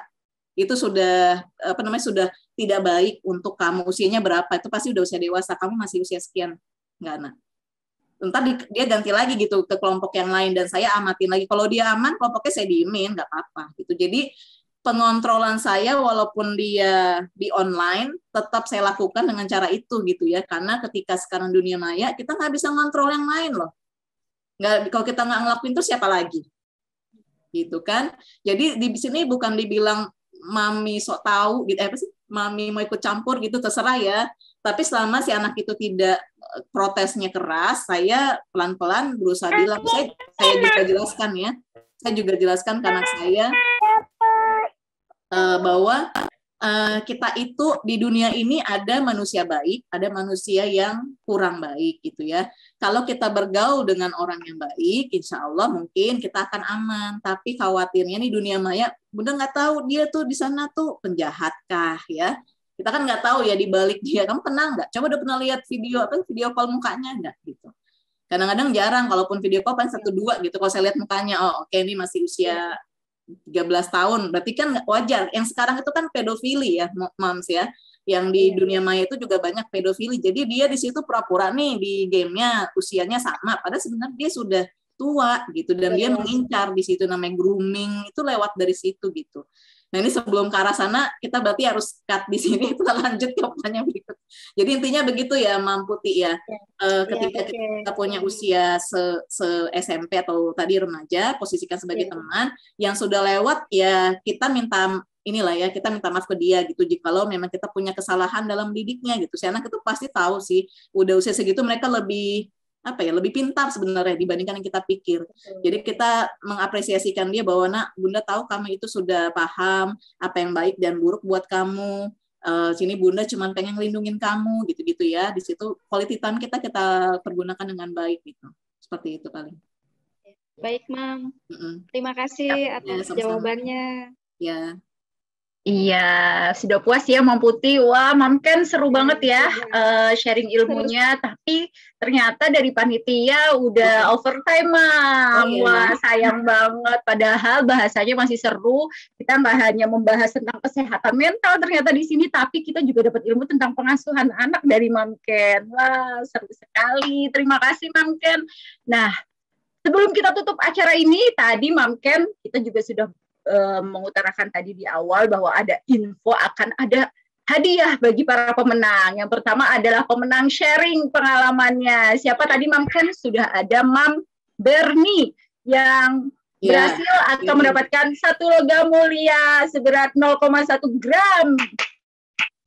Selamat untuk Mam Berni. Lalu untuk penanya terbaik siapa ya Mam Ken? Yang Mbak Yusi Ika tadi ya, yang chat tadi. Mbak Yesi ya? Yusi yang di chat bukan sih? Mam Yusi. Ya, yang tadi di chat yang via chat itu kan ya? Yesi apa Yusi tadi? Oke. Oh ya, hadir nih Mam Yusi Ika. Oke, hadir. Aku chat tadi. Wah, selamat Mam Yusi. Selamat ya. Selamat buat para mams yang memenangkan hadiah pada hari ini. Tapi untuk para mams yang lainnya nggak usah khawatir karena akan ada hadiah-hadiah lainnya. Tapi sebelumnya saya ucapkan terima kasih dulu kepada Mam Ken atas kehadirannya, kesediaannya untuk berbagi ilmu pada siang hari ini. Semoga kita bisa mempraktikkan ilmu-ilmu dan teori-teori tadi yang ditampilkan atau dipresentasikan oleh Mam Ken. Kita doakan juga semoga Mam Ken selalu sehat dan berkah karena memberikan ilmu-ilmunya untuk mam-mam semua di sini dan terus bermanfaat untuk mam selainnya ya Mam Ken ya. Terima kasih Mam Ken. Salam semangat. Tambahan boleh? Saya minta maaf. Ya, saya minta maaf jika ada kesalahan kata atau lisan karena semata-mata saya hanya manusia dan jika ada hal yang baik maka semata-mata itu datangnya dari Allah Subhanahu wa taala. Mohon maaf sebelumnya. Terima kasih banyak. Assalamualaikum warahmatullahi wabarakatuh. Sama-sama, Terima kasih, Mam Ken. Terima kasih, Mam Ken. Warahmatullahi wabarakatuh. Terima kasih, Mam Ken. Wow, halo Mams, apa kabar nih semuanya? Baik, alhamdulillah. Semangat dong. Masih semangat. Bahagia, sehat, semangat. Belum dapat hadiah. Yang belum dapat hadiah nggak perlu khawatir karena akan ada hadiah lagi yang mau dibagikan kepada para pemenang. Ya, aku baca dulu ya catetannya. Kompetisi ini adalah yang pertama wajib follow Instagram dan TikTok mamacademy.id. Yang kedua, posting di IG Story 2 hal berikut ini, yaitu review keseruan acara pada hari ini, lalu review paket ceria unlimited GrabFood di IG Story, dan jangan lupa untuk tag @mamacademy.id dan juga @GrabFood ID. Dan pemenang ini akan diumumkan pada Rabu 29 September 2021 di IG Story @mamacademy.id. Lalu review paket ceria unlimited GrabFood itu apa? Itu adalah paket yang diberikan oleh GrabFood Indonesia di mana akan ada banyak sekali promo-promo ataupun potongan-potongan harga, yaitu cuma 9.000 bisa mendapatkan gratis ongkir hingga 600.000 plus gabungan promo lain hingga 80.000 rupiah. Bagaimana mengaksesnya? Bisa klik link yang ada di screen mam semuanya di grb.to/ceria mam academy. Nantinya bagi para peserta yang beruntung akan mendapatkan 1 logam mulia dan 2 paket goodie bag eksklusif dari GrabFood Indonesia. Pemenang dan selanjutnya adalah pemenang Tadi ada Mam Berni dan Mam Yesi bisa menghubungi Mam Ningsih di 0878 8012 880 untuk diminta data dirinya. Dengan begitu, bagi-bagi hadiah sudah, mendapatkan ilmu sudah, bertemu dan saling memberikan energi positif, energi yang semangat sudah. Berakhir pula acara kita pada siang hari ini. Untuk kalimat penutupnya, saya ingin mengatakan bahwa sama halnya dengan sehat fisik, kesehatan mental juga harus dipelihara dan dirawat. Kenapa? Agar ketika ada tekanan-tekanan dari luar, Mams bisa mengelola diri agar selalu waras dalam berpikir. Salam sehat, semangat, dan bahagia. Saya Ani Triani dan juga para panitia mengucapkan terima kasih. Kurang lebihnya mohon maaf dan sampai jumpa. Assalamualaikum warahmatullahi wabarakatuh. Oh iya, foto dulu. Oke, sebentar aba-aba ya. Terima kasih semuanya. 1, 2, diam ya. Sebentar. Yang kedua. Halaman pertama. Iya, halaman kedua ya. Itu yang nggak on cam nggak apa-apa. Aman ya. Sebentar. 1, 2, 3.